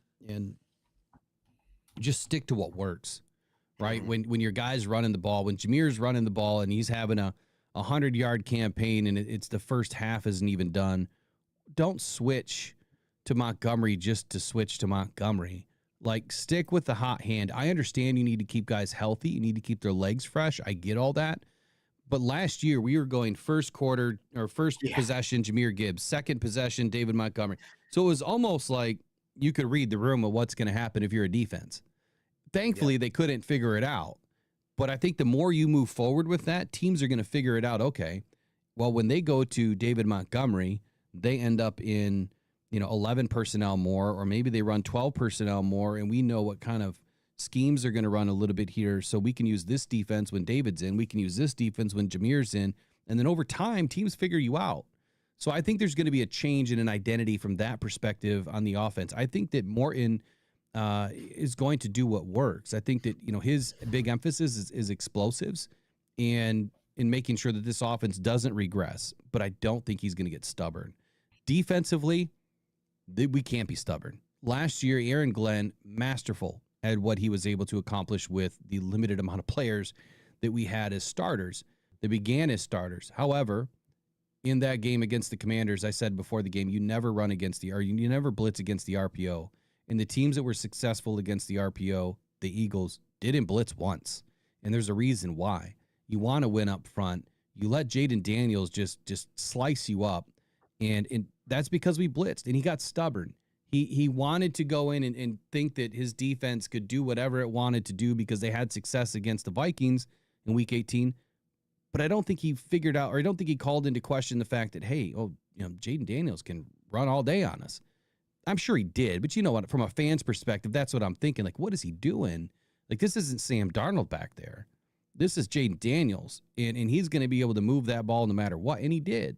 So I think my biggest term for these two new coordinators this year, and Kelvin is, he's not new at running this defense or being around this defense, which I think is huge, is stubborn. Don't be stubborn this season. Do what works. Don't be flashy. Just do what works, and we'll be fine. Eric, what do you think? Well, I think that we're going to see some big changes with these new coordinators. And what do I mean by that? I mean, last year, the last few weeks of the season and in the playoffs, our coordinators got lazy. Plain and simple, they got lazy. They were too worried about their new jobs or getting new jobs and not worried about doing the job they currently had. You don't run the ball on 3rd and 1 from your own 17 with empty backfield. You don't do it. You run the ball twice, you get the first down, or you go for it on 4th down, or you kick the field goal. You get the points. You don't get all flashy down there. And then on defense, when you have Jaden Daniels that you're up against, and he's a mobile quarterback, and he's doing the RPO, and he is slashing you on every single play for 7, 8, 9, 10 yards, every single play, you don't blitz him on 99% of the plays. If man's not working, then you run some zone. You do whatever you have to do with, and I know we had 16 players on IR, but even with that fact, you still have to not be stubborn when it comes to that kind of stuff. So I think this year you're going to have coordinators that learned from those mistakes, especially Calvin Shepard. Calvin Shepard's going to know, hey man, we just can't do that no matter who we have in there. So I think, and with John Morton, I think you are going to see someone who is out to prove that the last time he did it with the Jets, he wasn't given the keys to the kingdom like he is here. He wasn't given the power to do what he wanted to do, and he didn't have the players to do what he wanted to do. The Jets were a dumpster fire, and you're going to find out that him with the Lions is going to be much, much better. He has a great rapport with Jared Goff, and Jared Goff and the offense are going to run this offense, I think, more than what Morton is going to do. Morton's going to call the plays, but this is their offense already. I don't think it's going to change to some drastically different offense. It's not going to be a completely new offense. It'll be new language, maybe some new plays, but not a whole lot. I don't know how you could come up with any new plays other than what they're already running. It's funny, right? With new plays every year, every team kind of runs the same stuff. They call it different. It may look a little different, but it's kind of hard to dial up new stuff at this point in time. Don't forget, everyone. It's 9:30. We got to get the best comments in of the day so that we can do our comment winner. Remember, every month at the end of the month we do a gift bag giveaway, and So mods, help me out with this. If you see anybody, just point it out. Anybody, Eric, obviously Corey, any of the best comments that you see. I've got a couple saved already on my sheet, but we need to find 4 good comments of the day so that we can find a winner. So that's your opportunity now. Best comments of the day. All right, let's move forward here. I want to jump into getting a bit of an early look at the rookies. So last night we started to talk about rookies a little bit in the UDFAs, and so I wanted to highlight now for my Lions news topic that'll probably round out the day here is Tim Twentyman. He put in some really good work over the weekend in talking about all of these guys, the UDFAs, the rookies, all of them. So first I want to talk about Tate Ratledge. Now, obviously the Lions are utilizing Tate Ratledge in what they consider this training role, which Hank Fraley has done every year with all the offensive linemen. They get cross-trained at every position. That is by design, right? So if you have a guy that goes down or 2 guys that go down, and you don't necessarily have a direct backup for them, anybody can step in. So this move obviously maximizes Ratledge's versatility by putting him at center to start rookie camp. Now, part of that is the design of the cross-training. The other part of that is maybe you don't have another center in rookie camp, which tends to happen. So it's by default, these guys have to learn something new. I think that this is going to give Ragnow a break, when needed, especially during, the summertime or all the other camp dates. They're trying to maximize his health. Every year they take care of the vets. Every year they make sure that Ragnow gets, some time to recoup. And Dan, like I said, Dan and Brad always take care of these guys, and Ragnow's one of them. The key points for cross-training or the strategy, this is General Manager Brad Holmes' emphasis, right? Every year, the importance of cross-training on multiple positions, including center and both guard spots for Ratledge throughout the rest of the camp, throughout the summer is what they're going to focus on. Initial positioning, Ratledge began his mini camp experience, like I just said, at center, a position that he is familiar with from his time at Georgia. He spent a little bit of time at center, but not a ton. He said in a quote, I'm glad I've had prior experience playing center, so it's nothing brand new to me. Now, obviously, this familiarity is critical as it allows him to transition smoothly. I'm wondering if there's even a potential that Ratledge becomes our future center. I guess it depends on how well he does. He's a massive human, and now you have Glasgow, right? You have Glasgow that is also competing for a role. How are they going to utilize, Glasgow now that he is our backup center whenever Ragnow goes down? Is there more of a competition here because of Ratledge, entering the fold? There's a bit of a learning curve. Obviously, Ratledge does acknowledge, the difference in the responsibilities between guard and center, and then also highlighting the need for a deeper understanding of the offensive scheme. I think that this is a very important move, not just the cross-training, but center is the most important position, in my opinion, on the offense. This is the guy that has to point out, everything that's happening on the offensive line and all the coverages, right? Identifying the mic and everything else that they have to go through. The tight end, the center, and the quarterback are like the 3 most difficult positions on the offense.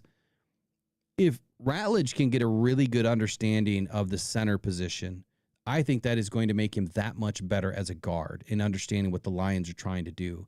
This is not an easy offense to run. The learning curve is going to be steep for him. Positive outlook for Ratledge.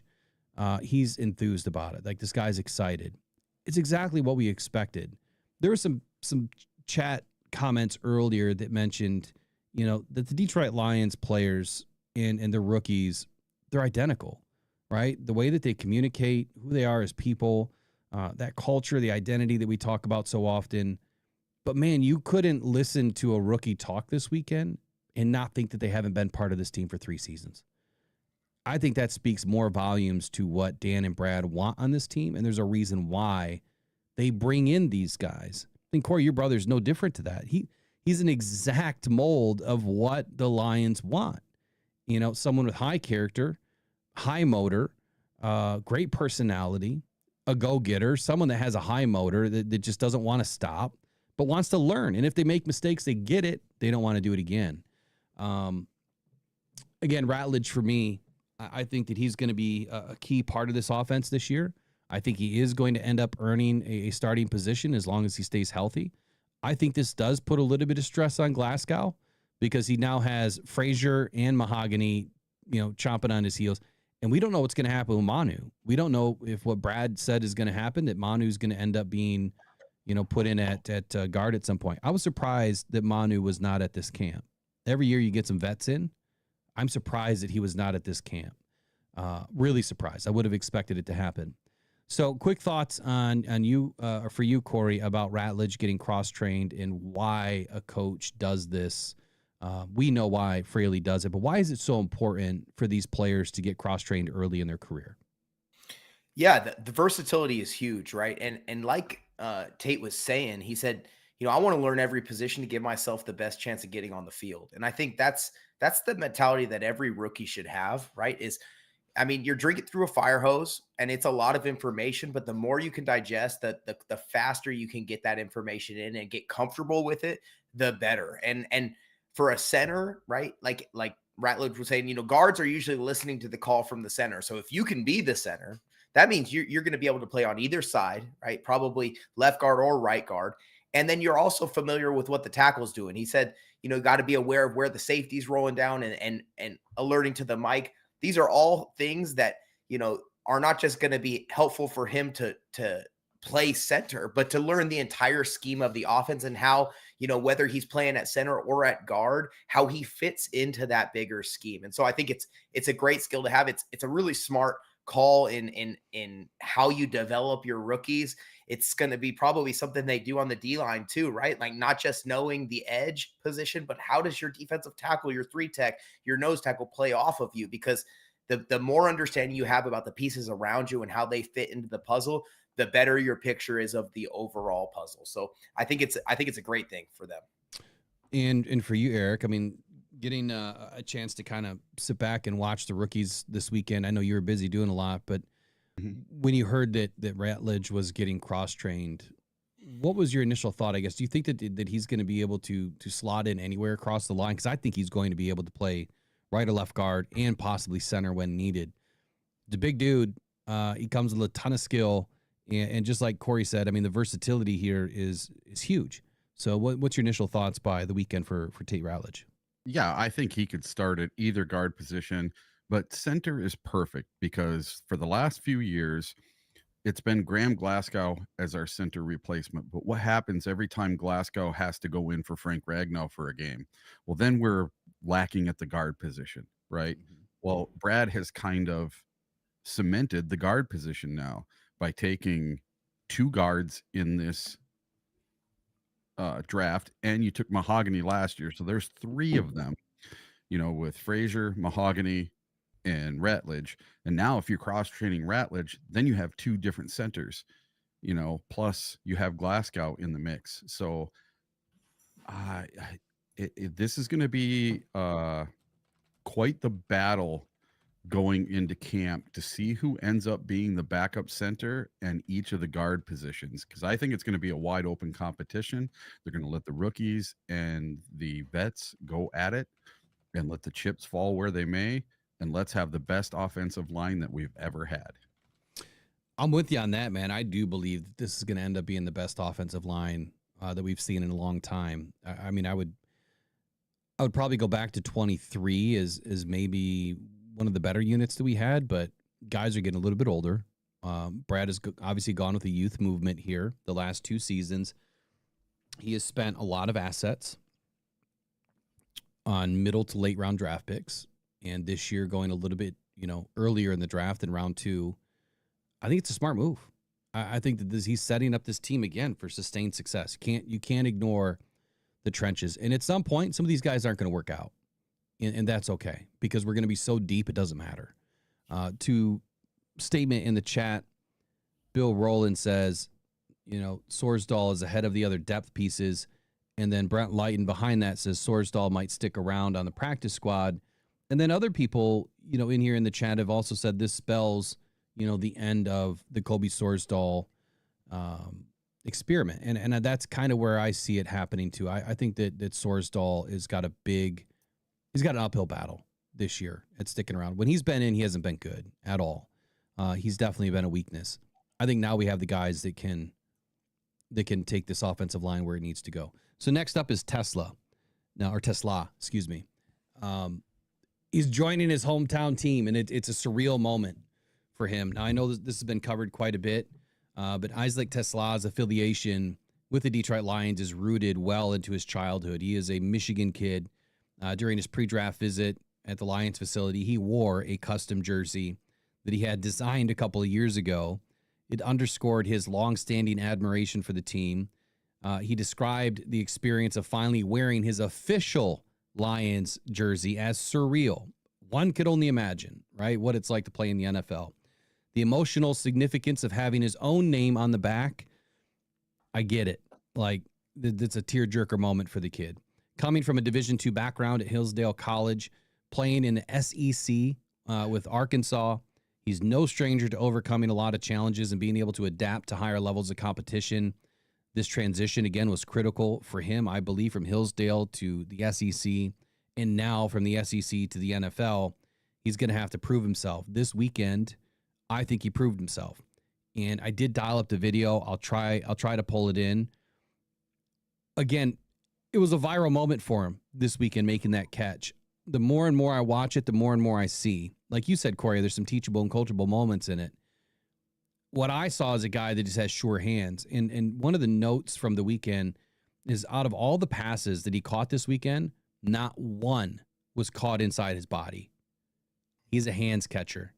And so for him to have that ability, I mean, that's huge, because you don't want to let the ball get in. That's where you start to lose balls, man. Bouncing off the chest.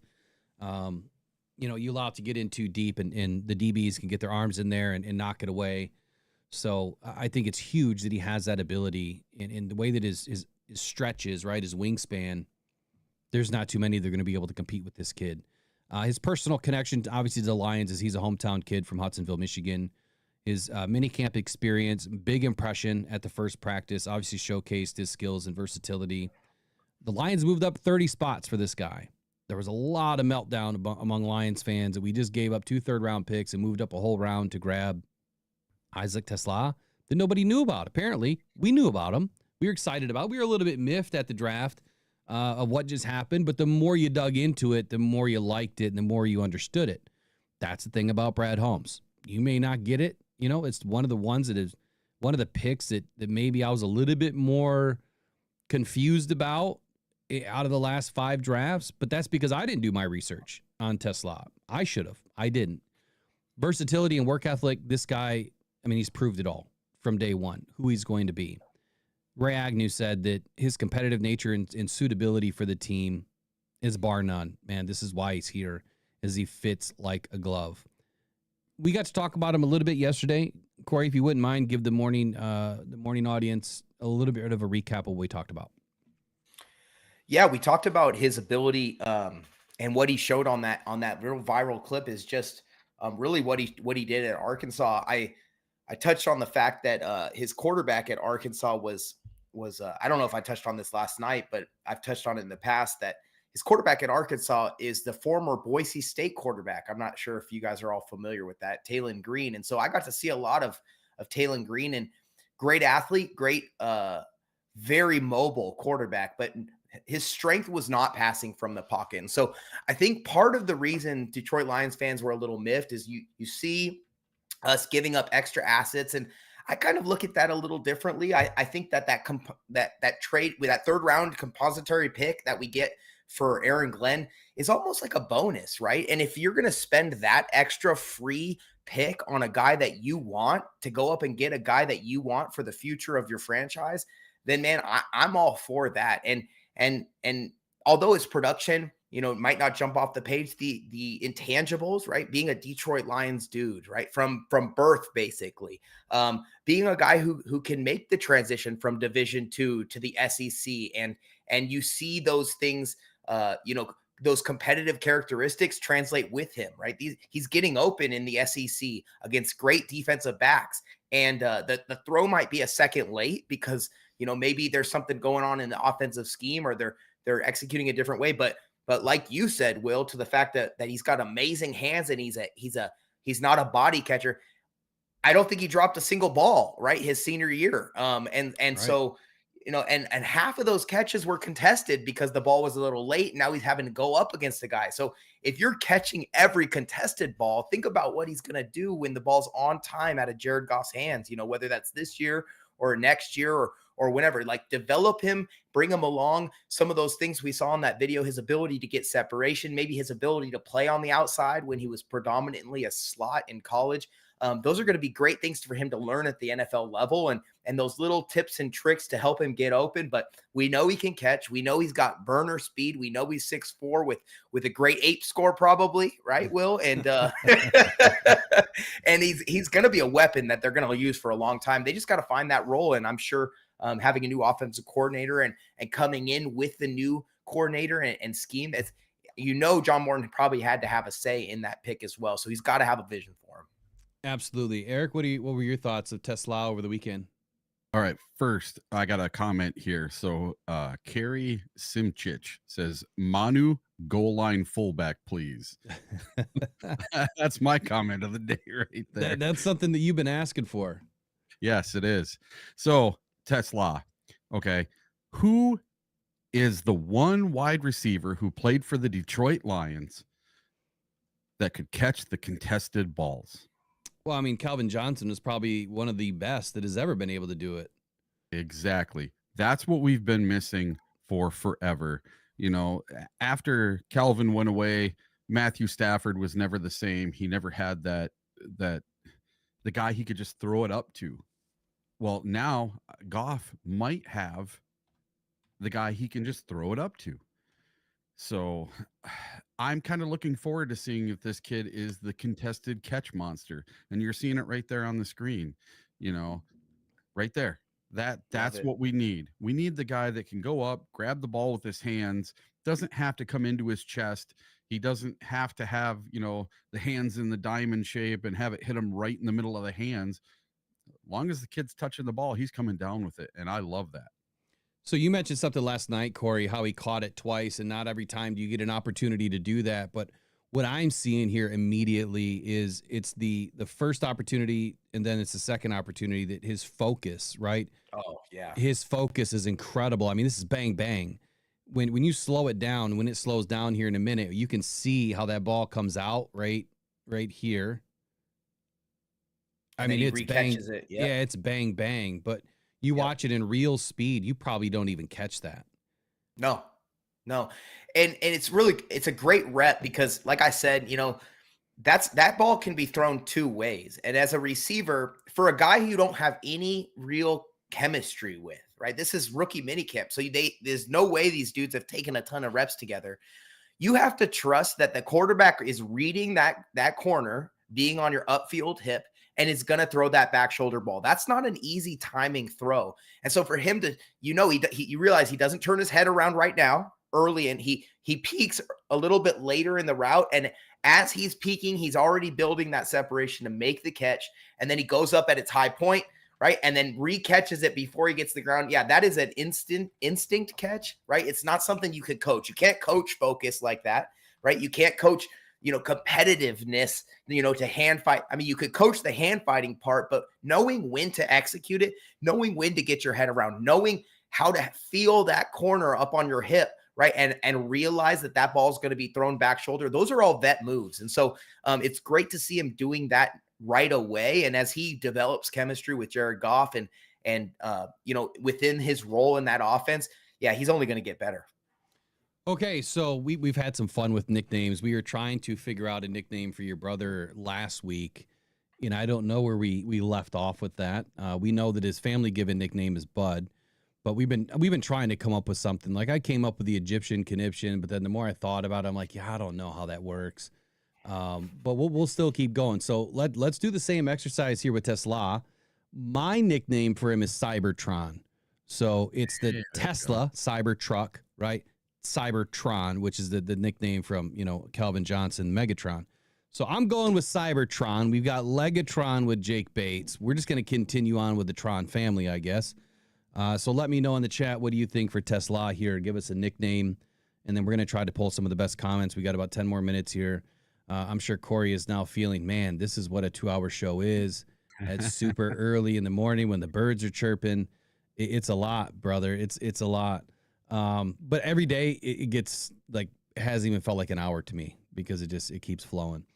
All right, let's get into the next guy here. And I'm going to take Tesla off the screen. And good breakdown. I mean, a lot of teachable, coachable moments, like you said. I believe in the same thing. I think that move, absolutely, that little hand to the chest that he had, probably would get called early, because he's a rookie, and refs tend to hate us anyway. So it'll probably get called early, but he'll learn to make sure that hand stays down. Find another place to put it, even though it doesn't look like a push off. You know how it goes. Eric, do you have a Lions topic that is less than 10 minutes long, or? Let's look. Yeah. All right. I got one that could be pretty quick. So who is the toughest opponent on the Detroit Lions 2025 schedule? Well, I have my opinion, and then Pro Football Sports Network has their opinion. They think that the Baltimore Ravens are the toughest opponent on the Detroit Lions 2025 schedule. The Lions will have to travel to Baltimore to play the Ravens, making it quite the challenge on the road outside. We don't know if it's going to be early in the season. We don't know if it's going to be late in the season. We don't know when they're going to play. Now, the Lions are a high-scoring team, and I think they can battle with just about anyone. But this particular article brought up the point that they thought that Jared Goff has troubles on the road. Well, he went 8-0 on the road last year. Right. And that he has struggled in outdoor games. Well, this says that Jared Goff's points per game are significantly lower in outdoor starts at 22.3 points per game compared to indoor starts at 29 points per game. I don't know as I put a whole lot of faith in that. I think every game is just specifically the game. I don't think that Jared Goff has small hands and he can't play outdoors. And look what he did against the Packers in the rain, in the snow, when we were there last year. We dominated the Packers. No problem. So it was rain last year. I mean, it was like monsoon weather. Yeah. Last year. And then in 23, it's week 18. It's the frozen tundra. Yeah, exactly. So I kind of call BS on this whole, he doesn't do so great out on the road. But I just wanted to look at all of the games, and I'm going to name off all the opponents, and you tell me which one you guys think is going to be our toughest game of the year. So you have the Chicago Bears, the Green Bay Packers, and the Minnesota Vikings. We play them all 2 times. And then we have the Dallas Cowboys at home, the New York Giants at home, Cleveland Browns, Pittsburgh Steelers, and Tampa Bay Buccaneers all at home. And then on the road, once again, we have the Chicago Bears, Green Bay Packers, and Minnesota Vikings. But then we go to the Washington Commanders. We go to the Philadelphia Eagles. We go to the Bengals. We go to the Baltimore Ravens. We go to the Kansas City Chiefs. And we go to the Los Angeles Rams. Now, in my opinion, I think the Philadelphia Eagles, the reigning Super Bowl champions, in their house will be the hardest game of the season for the Detroit Lions. So what do you guys think? Who do you think will be the toughest game for the Detroit Lions in this next season? Go for it, Corey. Well, it's a tough one. I think like we were talking about earlier, those, head-to-head matchups, at the must-see matchups, the Chiefs, right? The Chiefs are always competitive, and you never know what Andy Reid is going to put together. And so we'll see.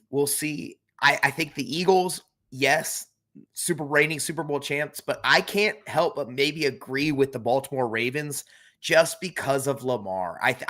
I'm not so worried about what Jared Goff does in the cold or whether he does on the road.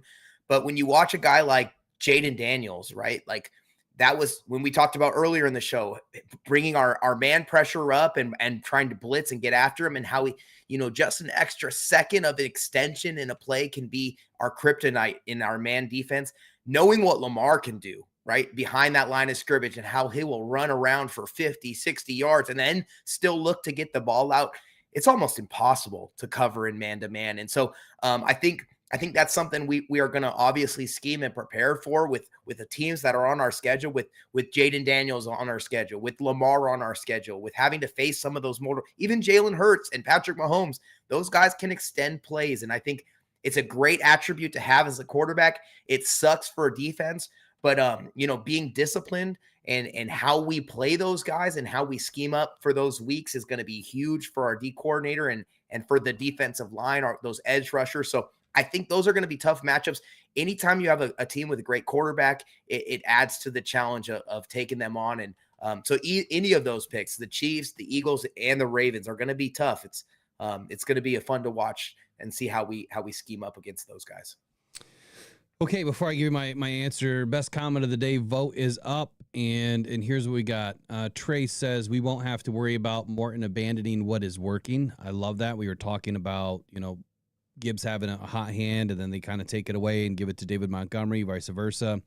Attila the Hun says, wonder if Hutch will welcome JJ to the NFL with a sack hug. And what else do we have in here? Hold on. Ornery UVM Dad says his ball tracking skills, talking about Tesla, are far above what JMO's was in his second year. I'm looking forward to seeing him play. I think that's a big one too, because as good as JMO is, I think when I got blocked by JMO, it was because I identified a video where the ball literally hit him off the face mask when he was tracking the ball, and I did a whole video on the whole thing of him dropping balls, and I don't think he liked that, but it is what it is. So, I mean, hey, I got to be honest, right? I got to tell you what I see, and look, Tesla may have one of those moments this year, but so far, his downfield ability to track the ball is great. Peter Van Larhoven says, I trust Brad's judgment.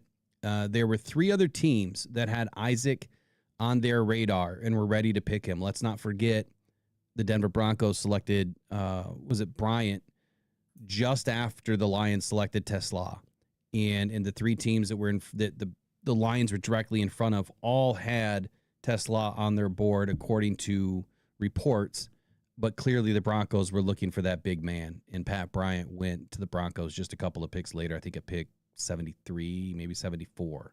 So those are your options for the day. Again, we won't have to worry about Morton abandoning what is working. Trace. Wonder if Hutch will welcome JJ to the NFL with a sack hug. Attila. Ball tracking skills for Tesla by Ornery UVM Dad, and Peter Van Larhoven trust Brad's judgment by taking Tesla because other teams were going to end up taking him if we didn't. So that's it. And then what was the question again? Because I totally forgot. What do you think the hardest game on the Lions schedule is this year? Oh, man. Toughest opponent. Yep. Not just opponent, game. Oh, yeah, where? Because where we play them matters. That's Yeah. for So sure. it could be at the Packers. It could be That's at for the sure. Bears. Could be at Minnesota. Okay, so That's my toughest versus the ones that matter to me, like the ones that matter the most, Chicago. Like that's the one that matters the most. Toughest, probably not. I think it's going to be a tough game, but not the toughest. The toughest away game for me is going to be Philly. It has to be Philly. It could be Baltimore, but I would chalk both of those teams up as identical matches as away games. Both tough, both RPO systems, both have good defense. I mean, Baltimore is a crazy running back duo, quarterback duo. But so do the Philly. But Philly's not trying to use Hurts that way all the time either. I think they're slowly kind of pulling him back in. He's trying to throw the ball more, which is what he did last year and why he won the Super Bowl, even though he ripped off 72 yards or whatever it was in the Super Bowl. He was trying to throw the ball, and he was trying to prove it. So I think that you're going to see a little bit more out of his arm. But I would say Philly, because Philly is a raunchy place to play. It absolutely is. Then you got the Rams, man. I mean, come on. This is like our 4th matchup in the last few seasons with the Rams. It's just like the Cowboys. It just, you hate to go up against the Cowboys all the time. We got the Cowboys again at home for the first time in I don't know, a decade. So I'm excited about Philly. I'm definitely going to make that game. Don't forget, if you guys want to be part of the away games, we're going to be doing 3 away games this year. The Bears, the Packers, and the Vikings. We got 50 people that we're going to pack on a charter bus. And then it's my turned up tailgates. It's full, executive class, right? We're doing amazing tailgates, good food, all catered in by local companies that have a bigger mission, whether it's working with the military and the veterans or something similar to that. Those are the types of companies that we're working with. Those are the type of the restaurants that we're working with, so that it all goes back to a good cause in multiple ways. Not only the Rockhound Cancer Foundation, but also their company and what they're trying to do. Mission Barbecue is one up in Green Bay. So all of that information will be available, and hopefully my domain works today. Everything's being fixed today. So what do we got for a winner today? Oh, let's see.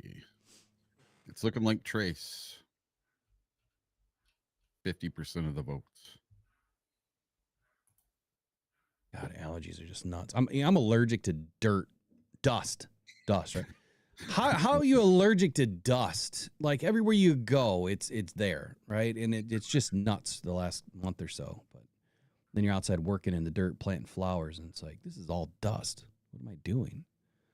All right, Trace, I'm going to call it. So 5 minutes, 24 votes. I think we have 130 people in right now. If we get a few more votes, that'd be great. Don't forget to like the stream. That helps us get out into the stratosphere for the algorithm. And that'll help welcome in our new co-host, Corey Besh. Besh obviously is the now famous, infamous brother of Ahmed Hassanin for the Detroit Lions, right? Hey, we all have to be famous for something, right? I don't know what I'm famous for. Yeah. But anyway, he's carving his own way here on the Rockhound Podcast Network. It's been a pleasure to have you join the first morning show. And Eric, man, good to have you back. And best of luck tomorrow morning with the kids. You've got a school. What are you doing tomorrow? Yeah, so I'm going to Gaylord Public Schools, and I'm going to talk to a couple hundred kids. I'm going to do like 3 or 4 little talks for them, show a little video, and give every kid a rock, and try to ignite some fascination in earth sciences in kids. Awesome. Use these glowing rocks to maybe spark the imagination of at least one kid. So if I get one child out of every group that I talk to eventually go on and become a geologist or a DNR officer or something with earth sciences, well, then I did my job. And it's pretty funny. I just had some minerals classified and tested at LSSU at Lake State University. And one of the students that was working on my project actually went to LSSU because of YOOPERLITES, because he saw one of my talks and he went to school there. So I thought that was really, really humbling and very cool. That's awesome, man. Yeah. Impacting the youth is important.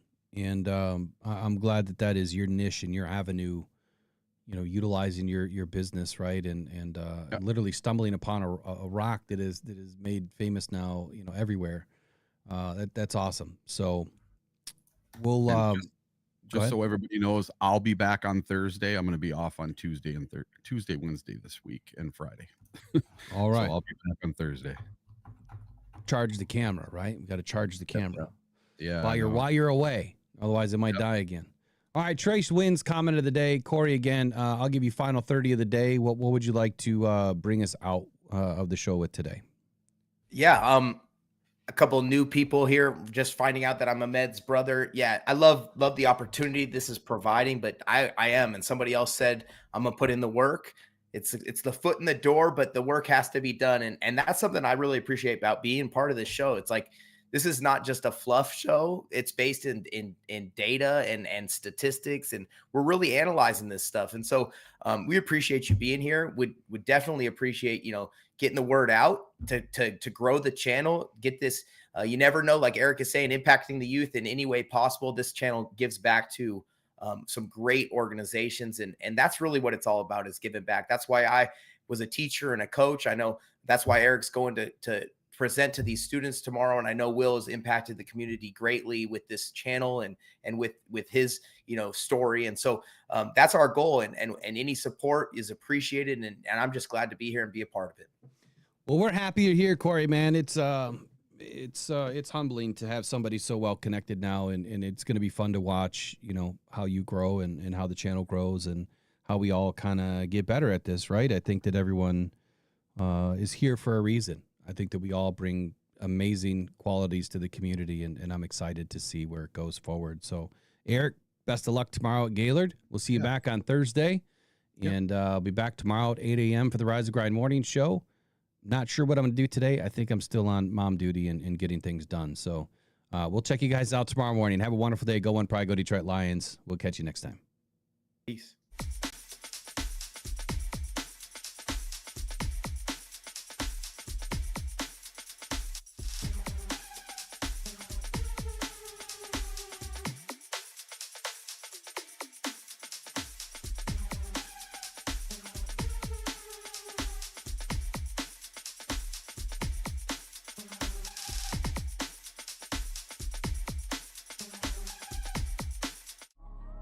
Yeah, 1 2 1 2.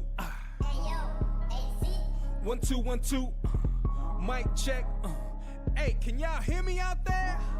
Against all odds. Against all odds. Against all odds. Against